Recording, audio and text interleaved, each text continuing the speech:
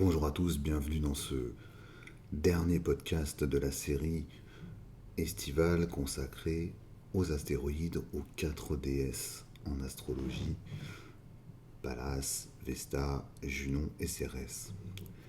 Ce dernier épisode est consacré à Vesta, et plus particulièrement à Vesta en aspect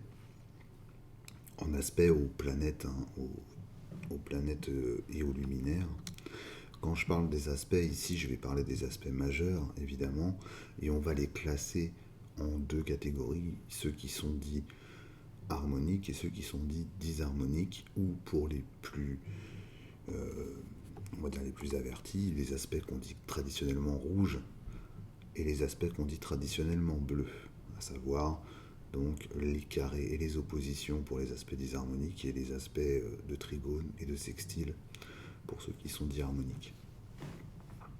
La conjonction étant par essence un non-aspect, mais on en parlera aussi. Et pour commencer, je vous propose d'abord de revenir sur le mot-clé qu'il faut retenir sur Vesta. Je vous en ai déjà parlé dans les précédentes vidéos. Pour chaque astéroïde, pour chaque déesse, il y a un mot-clé. Et dans le live, je n'ai pas spécialement insisté sur cette partie-là, mais je vais y revenir. Donc maintenant, le mot-clé de Vesta, c'est le mot focus. Alors chez Demetra George et George Bloch, qui ont beaucoup contribué à ces 4 épisodes, puisque ce sont principalement leurs travaux que j'ai utilisés, rappelons que le mot focus est à comprendre en son premier sens anglais, focusing, c'est-à-dire de mettre toute son attention sur. Mais il est intéressant de revenir sur la racine latine, qui est elle-même une translittération d'un terme grec. Le mot focus parle du feu intérieur, du feu, c'est-à-dire de là où on va mettre son flamboiement, de là où on va orienter sa propre flamme. L'autre mot-clé, c'est le mot engagement. Et si on fait l'équation suivante, c'est-à-dire qu'on ajoute ce mot focus au mot engagement, la signification c'est Vesta, c'est-à-dire on pourrait le traduire en termes, dans le terme suivant, on pourrait dire c'est notre éthique. C'est ce qui fait que à l'intérieur de nos actes et de notre façon d'agir dans l'existence, il y a toujours une ligne directrice qui est l'orientation de notre feu intérieur, notre focus, et l'engagement, c'est-à-dire ce à quoi on va se dédier, quelle est la façon dont on mène le lien avec l'autre, le lien avec les autres, la façon dont on se manifeste dans notre incarnation.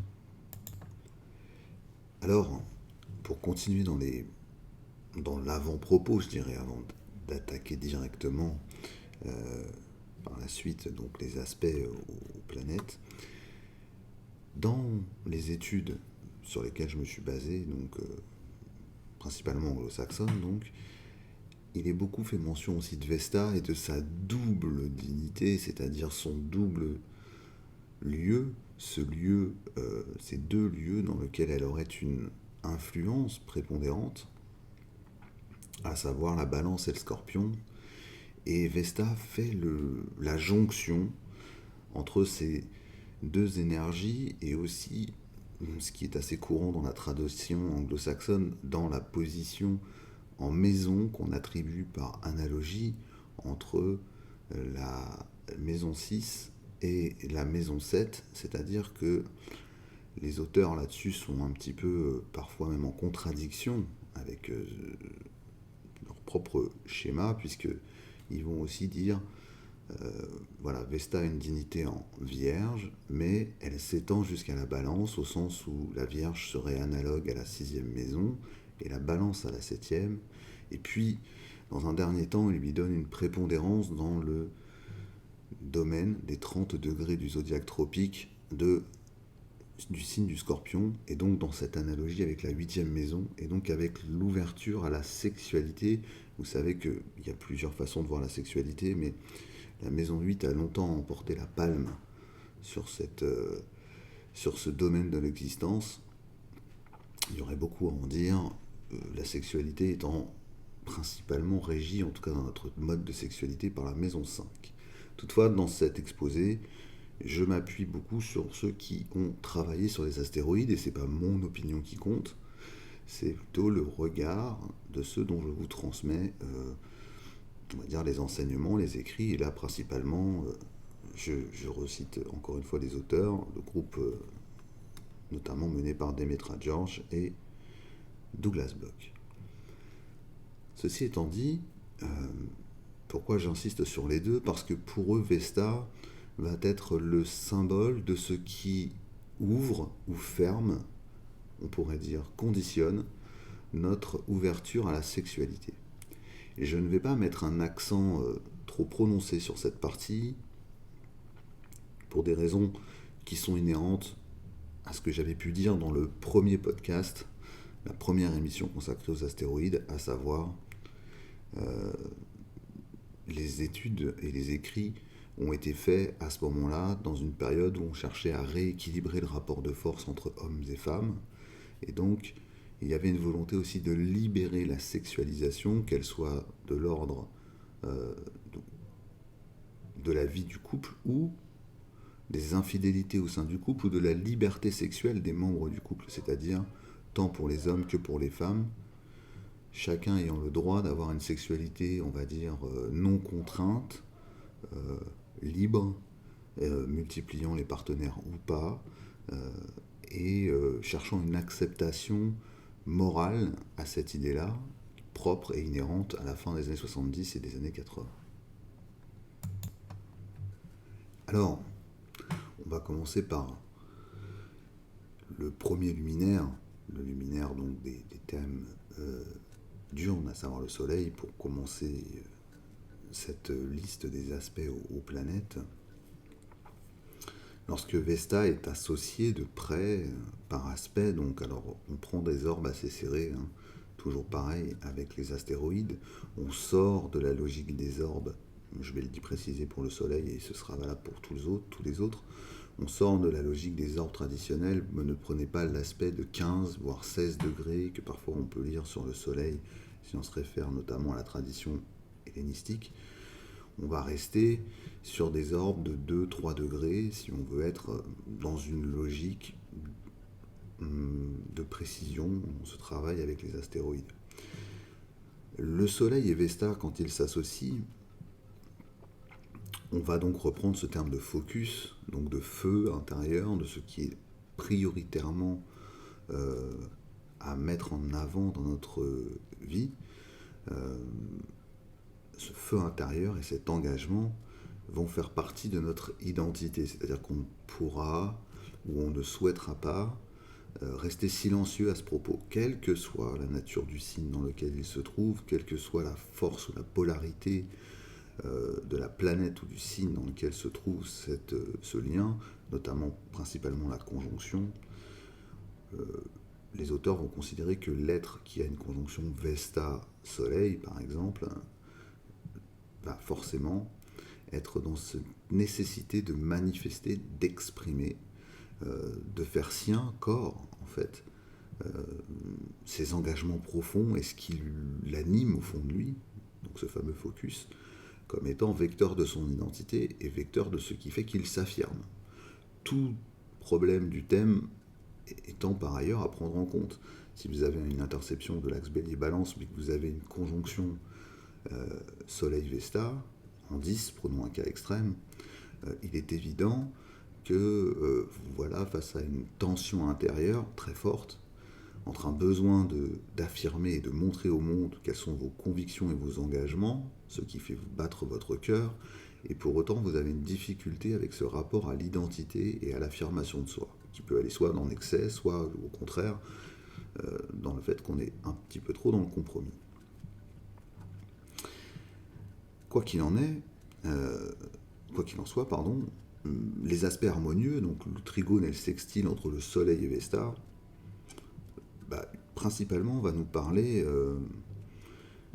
de quelle façon on arrive à s'identifier, à s'auto-identifier et à démontrer aux autres, par cette auto-identification, euh, notre engagement dans la vie. Par exemple, si on a de forts engouements politiques, eh bien, on va les vivre au quotidien, on va vouloir prendre la posture de ces engagements politiques, on va vouloir incarner ces engagements politiques, et ça va être de plus en plus manifeste.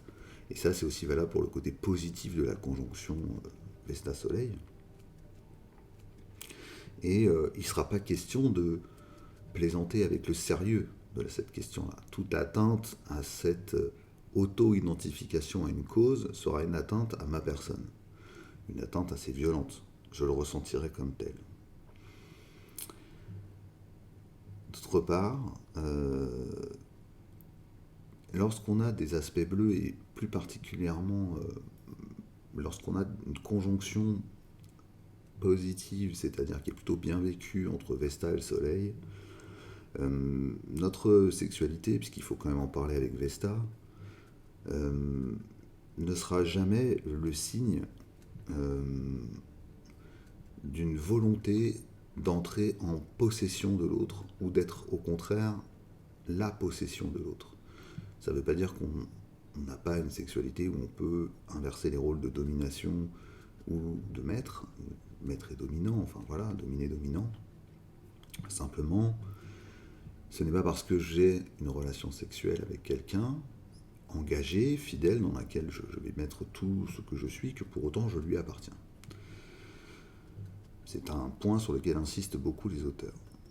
Il n'y a pas ce désir de possession ou d'être possédé avec les aspects bleus et le soleil. On tient à ce que l'image et l'intégrité de ce que nous sommes et notre auto-identification à nos causes demeurent libres d'attachement, d'engagement vis-à-vis des autres. C'est nous-mêmes qui devons garder en permanence le contrôle. Quand on est face à des aspects plus stressants, comme le carré notamment, ou l'opposition, il y a souvent une difficulté entre ce que la vie propose aux natifs et ce qu'il cherche à incarner. Quelles sont les choses qui lui tiennent à cœur? Par exemple, je reprends cet exemple de l'engagement politique, ou ça peut être aussi un engagement religieux.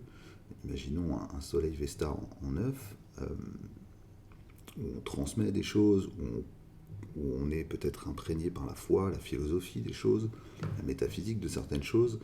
S'il y a un aspect en carré, du soleil à Vesta, qui met en jeu ça, on peut se retrouver avec une difficulté à exprimer cette réalité intérieure que l'on ressent profondément. À ce moment-là, ce qui va se manifester de façon fréquente, pour les auteurs en tout cas, c'est du déni et de la frustration. Alors la frustration, c'est pas réellement au sens sexuel ou uniquement sexuel, c'est que on se sent toujours contraint de ne pas être soi-même. Évidemment, il y a cette idée de barrage que propose l'aspect rouge, avec notamment le carré, j'insiste, avec ce qui nous semble être nous-mêmes, cette auto-identification à nos propres focus, à notre propre feu intérieur et à nos propres engagements, et ce que l'on est en capacité d'exprimer. Pour l'opposition, j'ajouterai la subtilité suivante. On va, comme dans toute opposition, se retrouver à basculer parfois sur l'un ou l'autre. C'est-à-dire qu'on va, de temps à autre, être dans une incarnation totale, quitte à être dans la défiance de nos convictions intérieures, et la vie et le cadre de la vie tel que nous la rencontrons va nous faire sentir cela comme étant un stress, parce que les gens ne seront pas forcément OK avec notre façon de penser, mais on voudra l'infliger, j'utilise volontairement ce mot, aux autres. Et dans l'autre sens, quand on sera dans le côté de l'opposition sur lequel il y a le soleil, au contraire, on va vouloir être plus magnanime, on va vouloir peut-être même en rajouter. Le soleil, c'est cet astre qui éblouit, qui domine. Cette fois-ci, on ne sera plus dans j'impose et je rappelle Vesta en signe, et en maison, mais on sera dans le côté du soleil, donc dans l'opposition, et pareil, là on sera dans je ne vois même pas pourquoi vous me contredisez sur ce point. On ne le verra pas, on éblouira, on aura ce côté brûlant des rayons du soleil, comme on dirait en astrologie.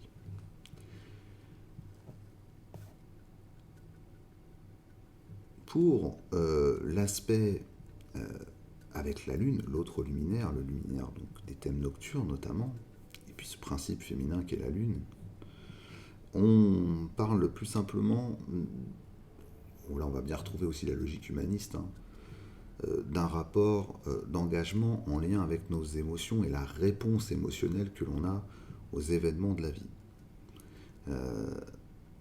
En fait, notre réponse émotionnelle devient quelque part notre mode d'engagement.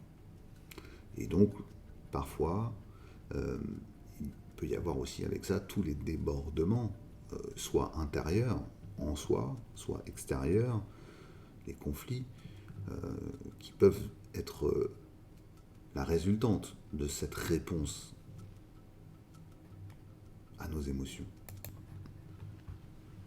Dans cette idée et cette logique, donc les aspects harmonieux entre Vesta et la Lune, que ce soit des conjonctions bien vécues ou des aspects bleus, le sextile, le trigone, cela va signer une personnalité où finalement on trouve une harmonie en soi entre nos engagements, nos buts. Je vais répéter souvent les mêmes mots pour que ça soit un peu didactique, cette façon d'approcher ces podcasts. Une harmonie entre ce qu'on souhaite incarner et ce dans quoi on s'engage et le monde qui nous entoure. On véhicule avec soi la sécurité de nos propres certitudes. On est plutôt d'approche sympathique, on est compréhensif, on peut montrer même une réponse émotionnelle assez surprenante, c'est-à-dire adaptée. Aujourd'hui on parlerait de potentiel émotionnel plutôt élevé, donc une réponse adaptée émotionnelle aux différentes vicissitudes de l'existence. Toujours pareil, il y a aussi ce lien à la sexualité, donc on a un confort avec les différentes situations en fait, dans lesquelles notre sexualité peut s'exprimer, et on vit plutôt bien les expériences diverses, variées. Tout le monde a ses limites bien évidemment et ses propres tabous, mais toutefois on est assez ouvert aux expériences parce qu'on est en confiance avec soi-même et qu'on ne voit pas dans notre sexualité une défiance à notre intégrité, à notre ego. Lorsque les aspects sont plus, quand ils sont disharmoniques, le carré et opposition, cette fois-ci on peut se sentir enchaîné. On peut se sentir bloqué, obligé d'obéir à certains commandements extérieurs à nous, c'est-à-dire que nos émotions ne répondent plus à nos désirs, elles ne sont plus la manifestation de la satisfaction de nos besoins, mais elles ne sont que réactions stressantes, oppressantes, aliénantes, réactions en fait parfois qui va complètement nous frustrer, nous bloquer dans le lien aux autres. Du coup, il en résulte une émotion globalement négative du rapport avec l'extérieur. Ça peut s'adresser au non-moi, c'est-à-dire aux autres, sous une forme plus agressive en fonction des signes. Si vous prenez par exemple un signe du bélier, on va pouvoir être dans l'expression agressive. Si le bélier est impliqué, par exemple dans l'opposition, que ce soit la Lune qui l'accueille ou Vesta. Mais d'autre part, on va aussi se retrouver dans une idée que tout ce que l'on fait, tout ce que l'on entreprend semble finalement voué à une forme de stérilité. On a l'impression qu'on est dans un perpétuel recommencement. Ça va nous aider en fait, Vesta et les aspects rouges à Vesta, à par exemple déterminer des conduites d'échec. Affiner le regard, les anciens astrologues diraient le diagnostic, qui est une très grande prétention, parce qu'il ne s'agit pas de faire de la médecine, mais sur la conduite d'échec et les conduites répétitives, les autosabotages. En gros, Vesta et la Lune nous parlent de notre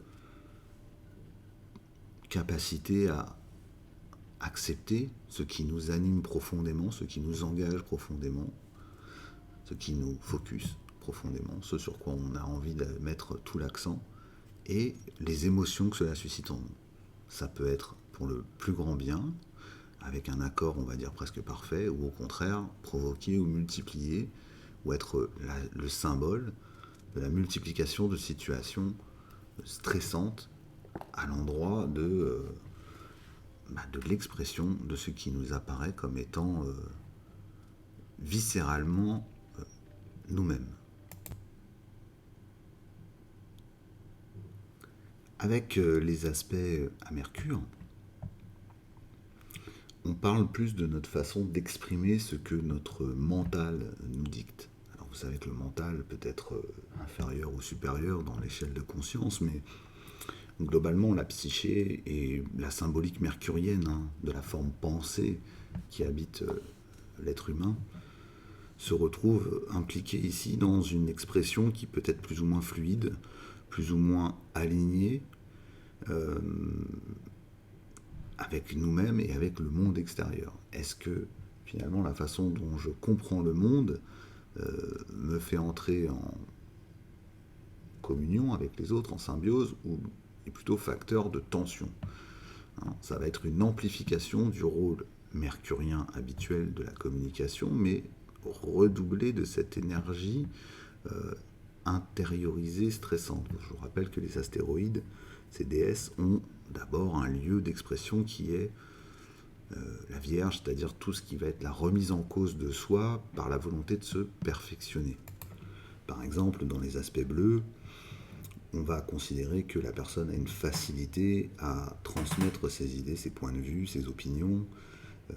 Par exemple, c'est un aspect qu'on peut chercher, un sextile de Vesta et Mercure peut parler d'une capacité à transmettre accrue, donc chez les gens qui sont enseignants par exemple, ou dans un thème qui laisse apparaître des prédispositions à la transmission, à l'enseignement, à la recherche intellectuelle, aux hautes études, et au fait de communiquer sur ce qu'on fait, sur ce travail-là intellectuel. Le trigone ou le sextile vont être des aspects intéressants entre Vesta et Mercure.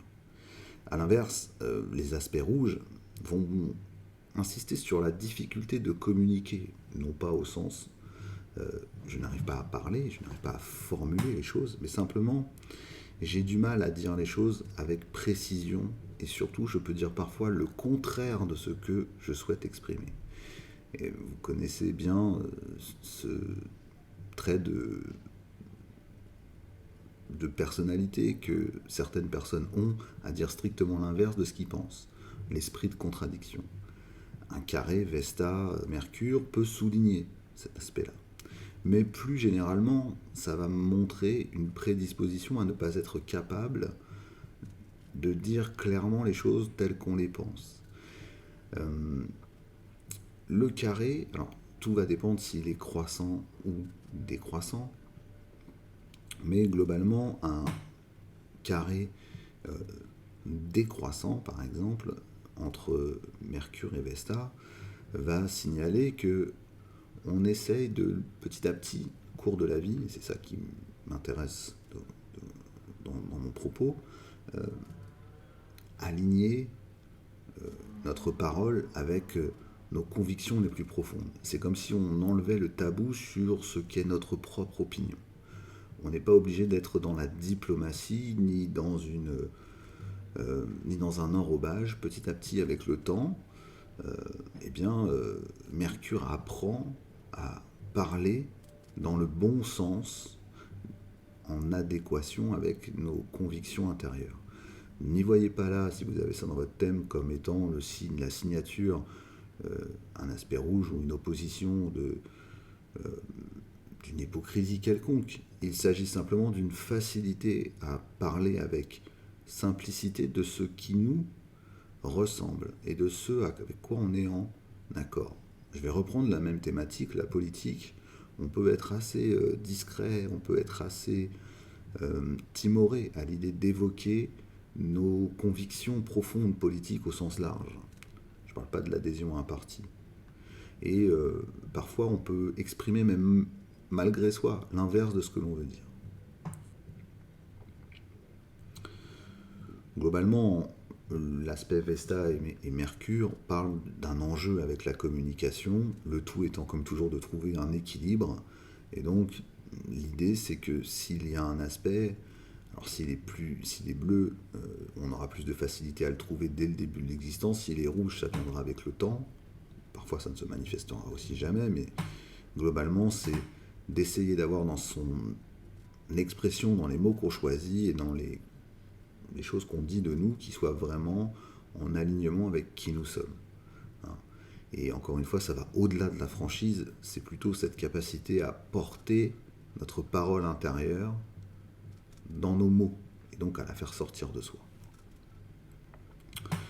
Vesta, en aspect avec Vénus, cette fois-ci, elle va évidemment être en lien avec le féminin, la sexualité. Alors, quand je dis féminin, sexualité, c'est pas que les femmes, hein, évidemment, c'est notre approche où c'est cette capacité que l'on a à recevoir de l'autre et à donner en contrepartie de nos désirs et de nos besoins, à exprimer en adéquation avec ceci qui nous sommes, quelles sont nos vraies valeurs. Dans les aspects bleus, on est relativement équilibré entre notre féminin et notre masculin, on est relativement en paix avec notre capacité à accueillir, on va dire, ce qui nous touche, ce qui nous transforme, Vénus. Et on pourrait dire la chose comme ça va aller jusqu'à l'expression même, par exemple pour un homme, de sa féminité sans honte, c'est-à-dire de sa capacité à manifester des émotions. La féminité n'étant pas une fragilité, mais un homme a tout autant le droit de pleurer, de montrer une contrariété, un refus de ce qui lui est donné à ingérer, hein, les capacités féminines d'intégration, sans pour autant être dans un rapport à la virilité permanente. Un rapport au conflit en disant je refuse ou en s'opposant avec force et violence. Chez une femme, cela va montrer une parfaite aisance à exprimer qui l'on est, même dans son attitude, dans sa gestuelle, dans son physique, dans son style vestimentaire, être en parfait accord avec ce qu'on ressent à l'intérieur, que l'on soit plutôt séductrice ou discrète, que l'on soit une femme plus extravagante ou à l'inverse plutôt on va dire dans la norme, ne cherchant pas forcément à créer comme ça un côté iconoclaste de son personnage, tout ça va être relativement bien vécu. Quand les aspects sont rouges, c'est le travail de l'indépendance dans la relation à l'autre. Vénus, vous savez qu'elle commande le territoire de la balance, et ça nous intéresse, donc aussi dans ce rapport avec les astéroïdes. Il y a un rapport avec l'autre qui est toujours dans la négociation avec nos propres intérêts. C'est-à-dire que on peut avoir le sentiment qu'à chaque fois que l'on fait un pas vers l'autre, on est en contradiction avec soi, voire on trahit certaines facettes de nous-mêmes. Comme je vous le disais, Vesta, c'est notre éthique, et par définition, l'éthique, on essaye de ne pas la trahir. Quand ça arrive, en tout cas, on aura la sensation que ça arrive plus fréquemment avec des aspects rouges entre Vesta et Vénus. Il y a une forme de rigidité psychologique qui peut en résulter, c'est-à-dire que ça va dépendre après des signes et des maisons, mais en gros on peut avoir affaire à des personnes qui du coup ne veulent plus rien montrer, un peu comme l'effet du Verseau lorsqu'il accueille la Lune et Vénus, ou Mercure même, c'est-à-dire on va rechigner à parler de nos émotions, parce qu'on aura peur d'entrer en conflit intérieur avec cette dernière. C'est ce qui va se ressortir de ce lien entre Vesta et Vénus. Avec Mars, on est dans le principe du masculin. Alors si déjà les bons aspects avec Vesta et Vénus disaient qu'en gros on arrive à équilibrer ces deux forces, ces deux polarités, féminin-masculin, on est dans la même chose quand on parle de Mars, l'archétype du masculin. En gros, s'il y a une conjonction plutôt favorable, on vit bien aussi ce rapport de l'un à l'autre, c'est-à-dire que la façon dont on agit correspond bien à nos désirs. Et en plus, ces désirs sont en parfaite adéquation avec ce que l'on veut incarner et les buts que l'on poursuit, nos engagements pour le répéter. On arrive, avec des aspects bleus, sextiles, trigones, à facilement trouver son chemin. On a une forme de capacité, d'agilité, à trouver son autonomie. Lorsqu'on est dans une relation, qu'elle soit professionnelle ou intime, avec d'autres ou l'autre, on est rapidement dans une forme de leadership, parce qu'on se montre extrêmement déterminé. Et puis, on a une forme d'adresse. On est relativement habile dans l'expression de nos désirs et de nos besoins au sein de notre sexualité. On sait naturellement obtenir ce besoin. Par exemple, en astropsychologie, on regarde cet aspect-là pour voir les gens qui ont du mal à lâcher prise pour atteindre les états orgasmiques, notamment, que ce soit des hommes ou des femmes. Dans les aspects qui sont plus stressants, finalement, on comprend assez bien, hein, c'est la restriction de cette énergie masculine, d'extraversion. On peut considérer que toute manifestation de notre engagement profond ou de notre feu intérieur dans le champ du monde et dans nos interactions avec les autres est une mise en danger de soi. Nous pousse à nous retrouver dans un état, ou peut nous conduire à un état d'aliénation, c'est-à-dire de soumission, ou de restriction de nos libertés, de coercition. On va bloquer beaucoup de choses, on va freiner, se réfréner, pour atteindre parfois dans l'état le plus extrême la frustration, nos élans. Ça peut se transformer dans certains cas, il faut d'autres éléments, mais en astropsychologie, on regarde beaucoup ces aspects Vesta-Mars parce que, par exemple, l'état de sublimation que joue la sexualité par rapport à nos frustrations et notre agressivité, eh bien, il va être plus intéressant encore chez le sujet à creuser, chez le sujet pour qui on étudie le thème, parce que des aspects de tension entre Vesta et Mars va montrer un désir de rejouer une forme d'agression, voire d'expression violente au sein de notre sexualité pour se débarrasser de ce qui nous aura blessés fortement ou mis en colère dans notre existence. Avec Jupiter, première planète sociale, collective, hein, celle qui va une planète extérieure, celle qui nous relie au monde, en réalité, c'est la capacité qu'on a à pouvoir prendre de l'importance, à se développer, se démultiplier, finalement croître, être en expansion dans le monde. Alors quand on est avec un aspect ou une conjonction favorable de Vesta avec Jupiter, on a naturellement cette capacité à manifester, avec les largesses au sens propre que l'on connaît à Jupiter, nos engagements et notre feu intérieur. Fût-ce des engagements ou des feux intérieurs parfois violents ou même qui vont à contre-courant de la société dans laquelle on est. Hein. Jupiter n'est pas qu'une planète qui bonifie tout, elle amplifie d'abord tout. Et en général, il y a une forme de domination par... et ça c'est important de l'entendre aussi, les auteurs Bloch et George insistent beaucoup là-dessus, on va développer une sorte de magnétisme, presque un chantage, alors attention je pèse mes mots, hein, chantage à la sexualité, c'est-à-dire on va essayer d'utiliser notre attractivité sexuelle au sens de l'ego animal et de cette partie animale de nous comme instrument politique de pouvoir. Ne vous dites pas, si j'ai une conjonction Jupiter-Vesta, je suis absolument quelqu'un qui pense à séduire tout ce qui bouge et j'en fais instrument de chantage. On ne cède pas forcément à cette politique, mais on va utiliser cette attractivité et surtout les interdits que l'on va poser sur soi, c'est-à-dire en gros, je veux être désirable, mais je suis interdit, je suis défendu, comme l'étaient les Vestales, hein, qui étaient voués à leur virginité pour défendre le feu sacré. Bien, on va mettre cet accent là-dessus et ça va nous donner tout de suite une ampleur, une échelle au sein de la société, parce qu'on va avoir ce statut d'inaccessibilité.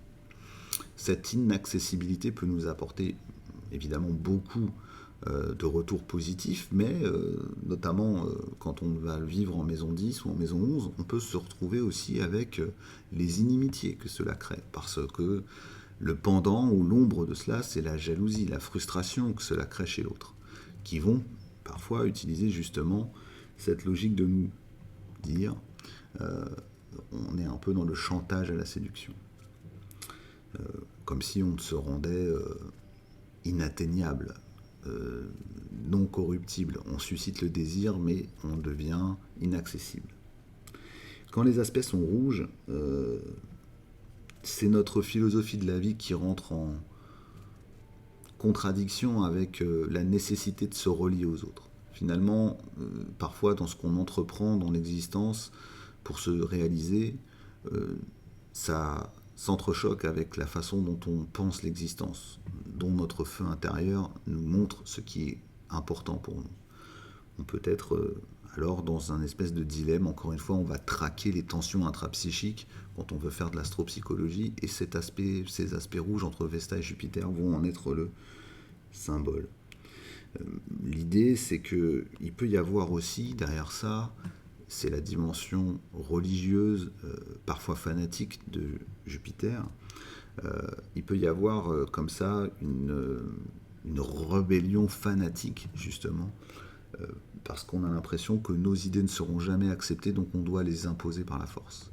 L'opposition, notamment, va être l'un de ces symboles-là, et on peut en faire un combat, cette fois-ci total. Évidemment, les signes vont jouer une importance dans lesquels se trouvent les astres concernés. Mais voilà en gros la nature des aspects stressants, des aspects disharmoniques entre Vesta et Jupiter. Avec Saturne, dernière planète du septénaire,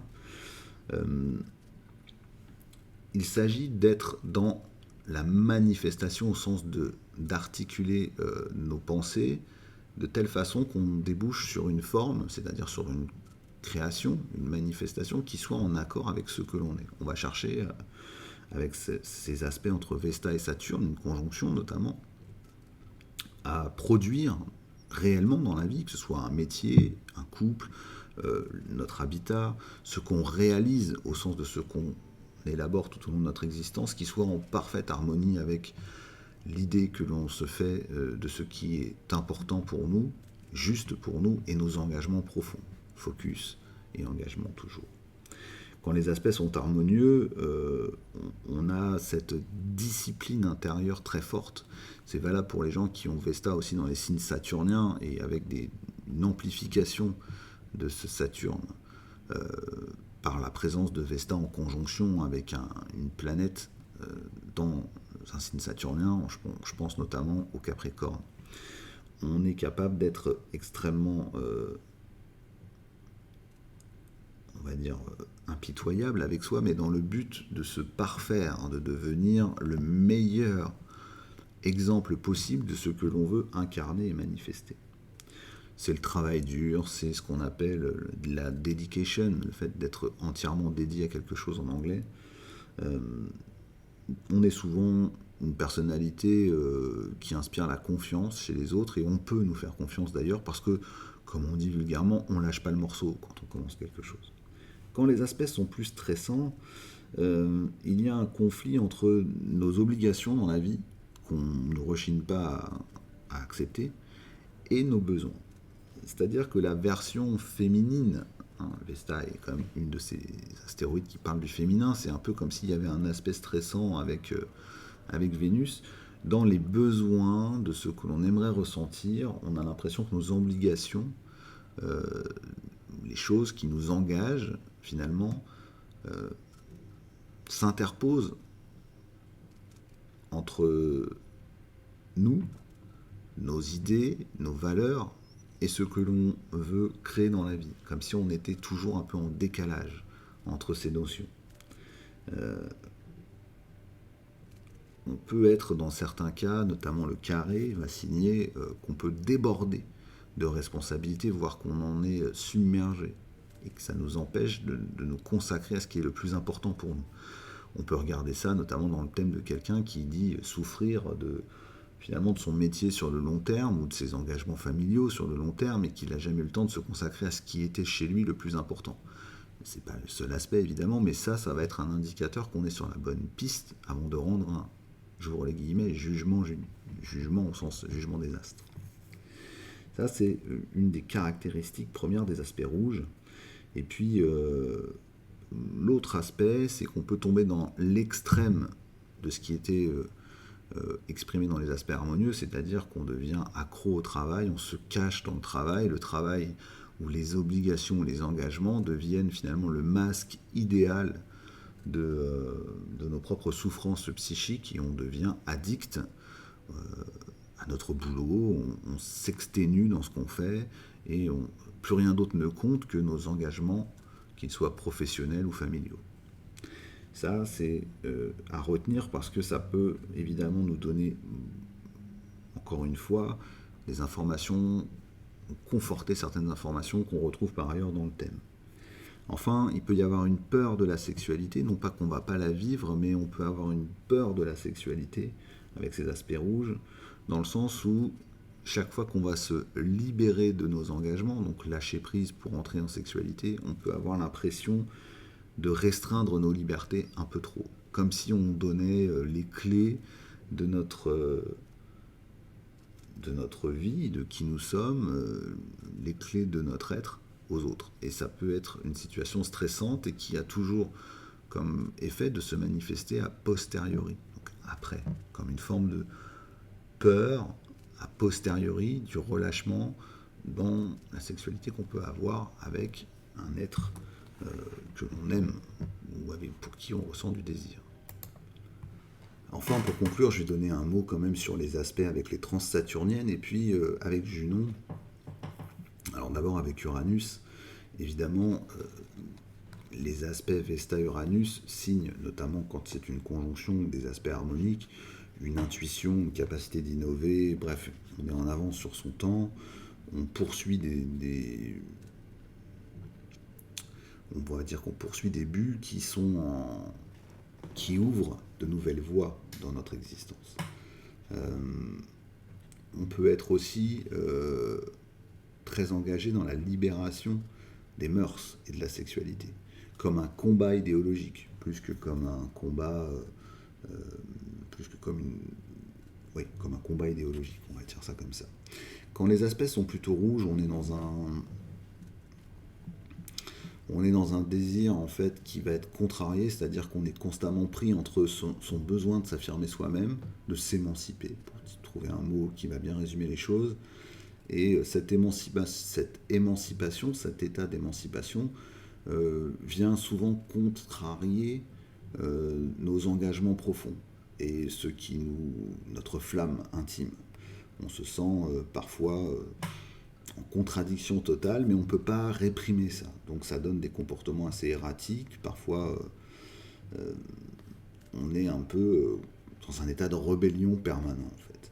Avec Neptune, cette fois-ci, c'est plutôt l'idée de la compassion qui peut aller même parfois jusqu'à l'illusion ou l'utopie, ou trouver des excuses à tout ce qui nous entoure.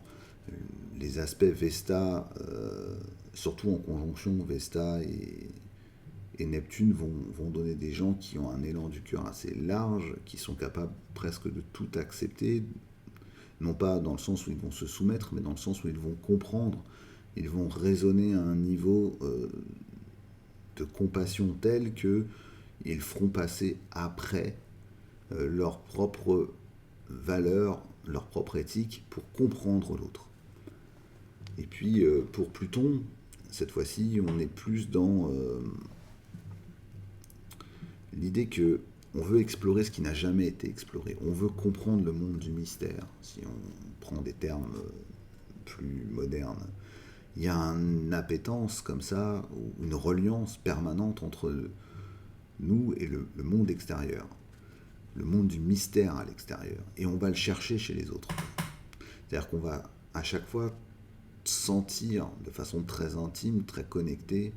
Là, je parle d'aspect, encore une fois, plutôt de la conjonction, où du trigone exact avec Vesta, on va chercher à percer comme ça les choses qui ne sont pas apparentes chez les autres, et on les comprend, et on veut en savoir un peu plus. Et finalement, on a comme un rayon qui nous permet de voir, comme si on avait des rayons X, ce qu'il y a derrière. Ou en tout cas, on le croit et on s'implique là-dedans. Ça peut être par exemple une autre signature qu'on ait fait pour la psychologie, ou pour la psychanalyse, ou même pour le travail des sciences occultes, d'une façon générale.